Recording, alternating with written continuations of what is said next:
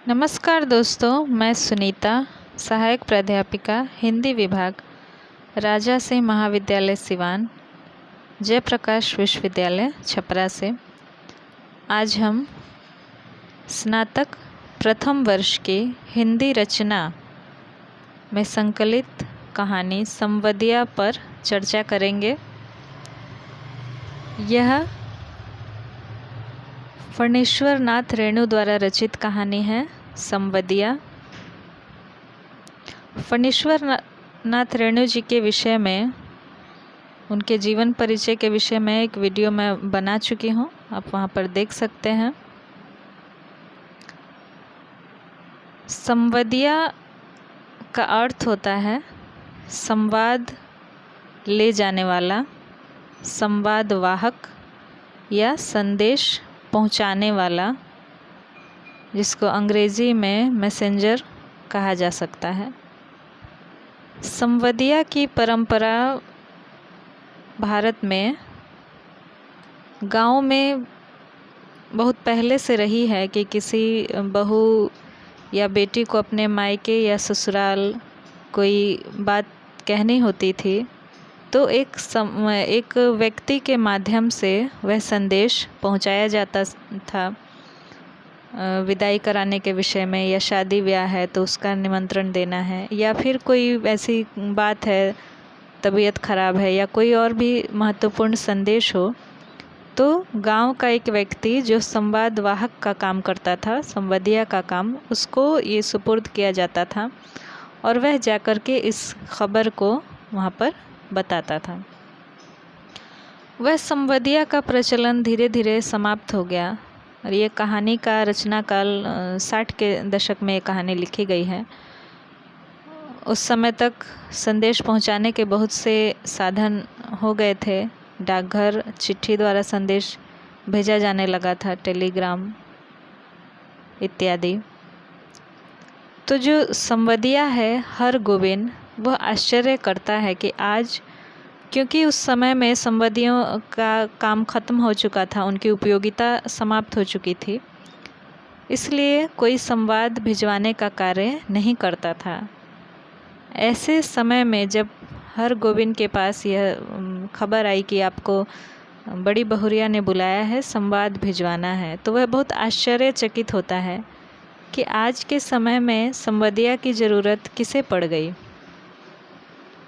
आजकल तो इतने साधन है कि संदेश को आराम से भेजा जा सकता है। गांव-गांव में डाकघर खुल गए हैं। बड़ी बहुरिया हरगोविंद के जो बड़ी हवेली है, बड़ी हवेली से मतलब है उस समय ये जमींदारी प्रथा, ये सब तो सरकारी तौर पर समाप्त हो चुका था, परंतु फिर भी जो ज़्यादा जिसके पास ज़मीन थी, ज़्यादा खेती बाड़ी थी, जो एक गांव का जो प्रतिष्ठित और धनवान व्यक्ति जो था, उसके घर को बड़ी हवेली या इस तरह से कह करके पुकारा जाता था। तो जाहिर है कि बड़ी बहुरिया वही गांव के जो ज़मींदार रहे होंगे कभी, उनके घर की वो सबसे बड़ी बहू है और उनके 3 छोटे देवर भी हैं, परंतु समय के साथ ज़मींदारी रही नहीं, उतनी खेती बाड़ी रही नहीं, तो वो शहरों में जा कर के बस गए हैं। और अब स्थिति यह है कि बड़ी हवेली में अकेली बड़ी बहुरिया रह गई हैं और नाम के लिए वो बड़ी हवेली है। आमदनी के साधन बहुत कम हैं और खर्चे तो हैं ही। हरगोविंद वहाँ जाता है और यहाँ लेखक ने लिखा है कि उसको आभास हो गया कि कोई गुप्त संदेश ले जाना है, किसी को कानो कान खबर ना हो, क्योंकि संभव है कि चिट्ठी लिखवाते समय किसी दूसरे से लिखवाना पड़ेगा, फिर वह कहाँ पर ले जाएगा डाकघर में, मतलब 2-4 लोगों को यह बात पता चल जाएगी। ऐसा संदेश होगा जो किसी को पता ना चले, इसलिए बड़ी बहुरिया ने मुझे बुलाया है कि मैं जा कर के और बिना किसी से कहे सीधे संदेश वहीं पर पहुंचा दूं। बड़ी बहुरिया को देखकर हरगोविंद बहुत ही दुखी होता है, उनकी स्थिति को देखकर, क्योंकि वही बड़ी बहुरिया जो कि एक आन बान शान के साथ रहती थी, हवेली पे उसका राज चलता था, नौकर चाकर थे, यहाँ तक संपन्नता थी कि उनके हाथों में मेहंदी लगाकर जो मेहंदी लगाने वाली नाइन थी वो इतना पा जाती थी कि उसके घर का खर्चा चलता था।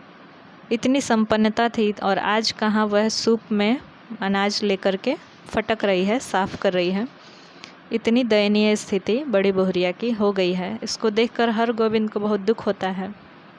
यहाँ हमें याद आती है कृष्णा सोबती की शाहनी, सिक्का बदल गया की।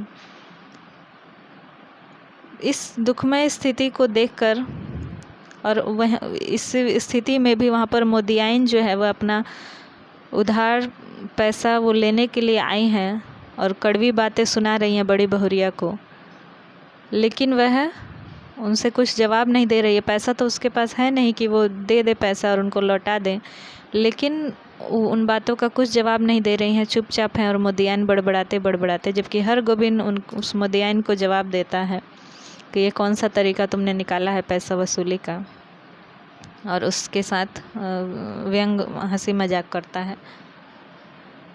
बड़ी बहुरिया जब एकांत पाती है तो वह उस संबदिया को यानी हरगोविंद को संवाद सुनाती है कि मेरे मायके जाकर मेरे माँ के पास यह खबर कह देना। वह जो कहना है, वो जो वृतांत है, वो इतना मार्मिक है कि वह सुनते समय और पढ़ते समय आँखों में आंसू आ जाते हैं। अकेली बड़ी बहुरिया है, उनके पति जो हैं वो गुजर चुके हैं, कोई बाल बच्चा भी उनका नहीं है। एकमात्र वह अपने भरण पोषण के लिए इतनी असहाय स्थिति में है कि वह कहती हैं, माँ से कहना मैं भाई भौजाई की नौकरी कर लूँगी, उनके बच्चों का जूठन खा लूँगी, परंतु अकेले बथुआ साग खाकर कब तक जीऊँ, किसके लिए जीऊँ। ये बहुत ही मार्मिक कथन है, कब तक जीऊँ, किसके लिए जीऊँ, यानी कि आगे उनके साथ कोई बाल बच्चा भी नहीं है जिसके लिए वो, इसको देखकर वो जिंदा रहें। एक लक्ष्य होता है जीवन में हर किसी के, तो और वो भी बथुआ साग खाकर, मतलब जीवन हो अच्छा खासा तो आदमी जिए भी। इतनी दयनीय स्थिति, बथुआ साग जो है वो खेतों में खरपतवार के साथ उगाता है, वह बड़ी बहुरिया खाकर जीवित थी किसी तरह से। हरगोविंद संवाद लेकर तो जाता है, बड़ी बहुरिया किसी तरह उसको 5 रुपया देती है राह खर्च के लिए। यहाँ संवदिया के कुछ गुणों का उल्लेख लेखक ने किया है कि संवदिया जो है वह हर कोई नहीं बनता है। ऐसे लोगों में, गांव के लोगों में प्रचलन है कि जो निकम्मा निठल्ला आदमी हो, जिसके आगे नात न पीछे पगाए, नि घर परिवार कुछ ना हो, वही निठल्ला आदमी ये काम कर सकता है। सिर्फ भरपेट भोजन चाहिए और राह खर्च दे दो, और वो संवाद लेकर के इस गांव से उस गांव घूमता फिरेगा। परंतु हरगोविंद ये कहता है कि नहीं, संवदिया हर कोई नहीं हो सकता है। बात को जिस तरीके से कहा गया है उस तरीके से, उसी भाव में जाकर सुनाना, ये कोई सहज सरल कार्य नहीं है कि हर कोई कर ले। ऐसा ही ठेस कहानी में जो सिरचन है वो हमें यहाँ याद आता है। फणेश्वर नाथ रेणु की ही कहानी है ठेस, जिसमें सिरचन जो है वो एक कलाकार है जो मोथा और सब शीतल पाटी वगैरह घास से बनाता है, आसनी, चिक। वहाँ भी हमें कुछ ऐसा ही प्रतीत होता है कि हर कोई इस तरह से नहीं बना सकता है। वह कला भी मर रही है, सिरचन जैसे कलाकारों का भी उपयोग समाप्त हो गया है। वैसे ही हरगोविंद जैसे संवदिया का भी उपयोग समाप्त प्राय है। रास्ते में जाते हुए हरगोविंद बड़ी बहुरिया की स्थिति को विचारता है, और वो उसे याद आता है किस तरह से उनके बड़ी बहुरिया के पति यानी बड़े भाई साहब के गुजरने के बाद बंटवारा किस तरह हुआ। बड़ी बहुरिया के जेवर तन पर से उतार करके और फिर वो बांटे गए तीनों भाइयों में। उनकी बनारसी साड़ी के भी 3 टुकड़े किए गए। और आज भी जब धान की फसल होती है या फिर आम पकते हैं बगीचों में, जो भी कुछ बची खुची संपत्ति है, जायदाद है, उसमें भी जो उपज होती है उसका हिस्सा लेने के लिए वो चारों जो देवर हैं वह तीनों आते हैं और आकर अपना अपना हिस्सा लेकर फिर चले जाते हैं। और बड़ी बहुरिया की खोज खबर नहीं लेते हैं कि इनकी देखभाल कैसे होगी, इनकी परवरिश कैसे होगी। हर प्रकार से हरगोविंद सोचता है कि बड़ी बहुरिया जो है हमारे गांव की लक्ष्मी है, और उसको बहुत ही ये संवाद लेकर वो जा रहा है, लेकिन उसके मन में लग रहा है कि मैं कहूँगा कैसे कि हाँ, बड़ी बहुरिया जो है वह अब नहीं रह सकती है, उनका पालन पोषण नहीं हो पा रहा है हमारे गांव में बड़ी हवेली में, और आप उनको बुला लीजिए।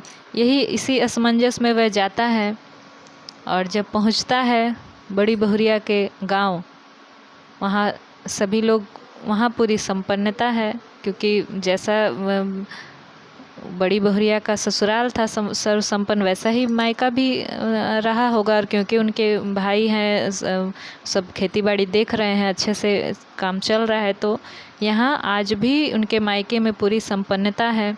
उनकी बूढ़ी माँ हरगोविंद को बुलाकर पूछती हैं कि कोई संवाद है क्या।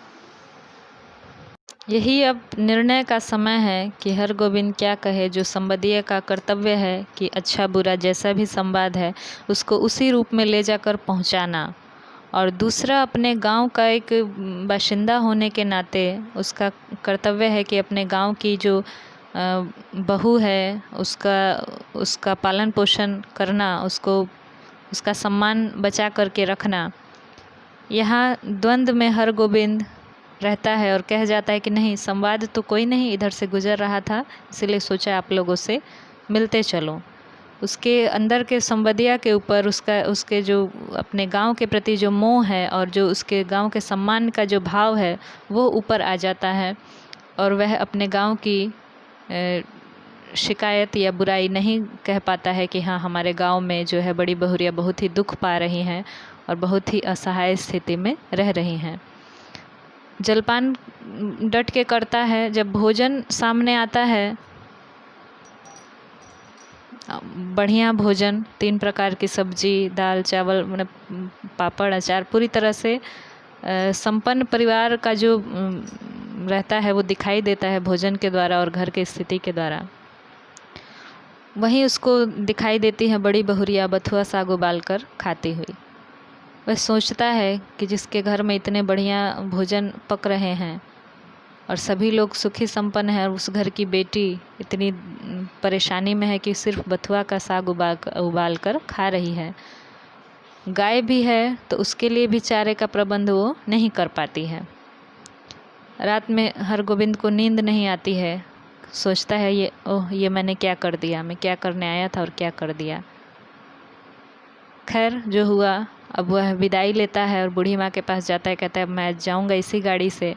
राह खर्च उसके पास नहीं है पूरा, क्योंकि एक तरफ से बड़ी बहुरिया ने कहा था कि माँ से मांग लेना उधर से लौटने का राह खर्च। यहाँ राह खर्च मांगने में भी उसका जो है सम्मान आड़े आ जाता है, और वह बूढ़ी माँ से कहता है कि नहीं, सब ठीक है, किसी बात की कमी नहीं है। यहाँ माँ जो है, बड़ी बहुरिया की माँ उकसाती भी हैं कि अब बिटिया को कितनी बार मैंने कहा कि जाकर लिवा लो, अब वहाँ क्या रखा है। परंतु हरगोविंद उस पर कहते हैं कि नहीं माताजी, अभी भी खाने पीने को तो जगह जायदाद बहुत है। हाँ, सवांग की कमी है, यानी काम करने वाले व्यक्ति की कमी है, क्योंकि बड़ी बहुरिया खुद से जाकर खेतों में तो वो फसल कटाई और बुआई वो सब नहीं कर सकती है। उसके लिए एक जो पुरुष की आवश्यकता है जो वो सब कामों को संभाल सके। तो इसलिए वो कहता है हरगोविंद की सवांग की कमी है, लेकिन खेती बाड़ी तो अभी भी काफ़ी है, जो है वो ठीक है। हाँ, बड़ी बहुरिया ने एक बार कहा था कि आएंगी माँ से भेंट करने दशहरे के मेले में। तो इस तरह से बात बनाकर वो यहाँ से चला जाता है, अपने जो गांव और घर की प्रतिष्ठा को रख लेता है। परंतु जब वह बाहर निकलता है तो देखता है कि मेरे पास तो जाने का पूरा किराया नहीं है, सिर्फ कटिहार तक जा सकता हूँ, उसके आगे जलालगढ़ तक कैसे पहुँचूँगा अपने गाँव तक। वहाँ से वह पैदल जाने का निश्चय करता है, और 20 कोस का रास्ता वह पैदल नापता है, और वह गांव तक पहुँचते पहुँचते अर्ध चेतना की अवस्था में आ जाता है। और जब बड़ी बहुरिया के दरवाजे पर पहुँचता है तो बेहोश होकर के गिर जाता है। उसको कुछ याद नहीं कि किधर से मैं जा रहा हूँ, किधर आ रहा हूँ। आंखें खोलता है तो देखता है कि बड़ी बहुरिया उसका माथा सहला रही है, और तब वह आंखें झुका लेता है। बड़ी बहुरिया से कहता है कि मुझे माफ़ कीजिए, मैं संवाद आपका नहीं पहुंचा पाया। और अब आप किसी प्रकार की चिंता मत कीजिए, मैं काम करूंगा, मैं निठल्ला नहीं बैठा रहूँगा। मैं आपकी खेती बाड़ी में मदद करूंगा और आपको कहीं भी जाने की आवश्यकता नहीं है। आप हमारे गांव की लक्ष्मी हैं, मेरी माँ समान हैं और आप इसी गांव में रहिए। बड़ी बहुरिया जो है वो उपहार में लाया हुआ चूड़ा जो उसकी माँ ने भेजा था उसको दूध में मसल रही थी और बोल रही थी कि मैं भी संवाद भेजकर बहुत पछता रही थी कि ऐसा संवाद नहीं भेजना चाहिए था, मेरा ससुराल जैसा भी है मुझे यहीं रहना चाहिए। तो यही फ़र्क है संवदिया में और जो बाकी संदेश के साधन हैं। जैसे अगर डाकघर से चिट्ठी भेजी होती तो वो इस तरह का तो प्रकरण नहीं होता, जो खबर लिख दी जाती वो वहाँ पहुँच ही जाती। परंतु संवदिया केवल एक मशीनी संदेशवाहक ना होकर एक मनुष्य भी है जो अपने संवेदनाओं को उस बीच में लाता है संदेश के और उचित निर्णय करता है। यहाँ पर ये कहानी समाप्त हो जाती है। इस कहानी के अगले वीडियो में इस कहानी के विषय में समीक्षा करेंगे और आज के संदर्भ में इसकी चर्चा करेंगे।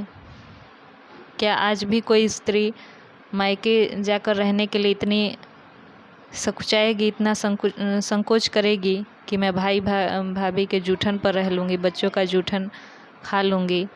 क्या स्थितियाँ बदली हैं? इस पर हम चर्चा करेंगे और इस कहानी की भाषा शैली के बारे में, देश काल वातावरण, बाकी कहानी के तत्वों के आधार पर इसकी समीक्षा करेंगे। आज इसकी कथा वस्तु मैंने बता दी आपको संक्षेप में। आज के लिए इतना ही, मिलते हैं अगले वीडियो में। धन्यवाद।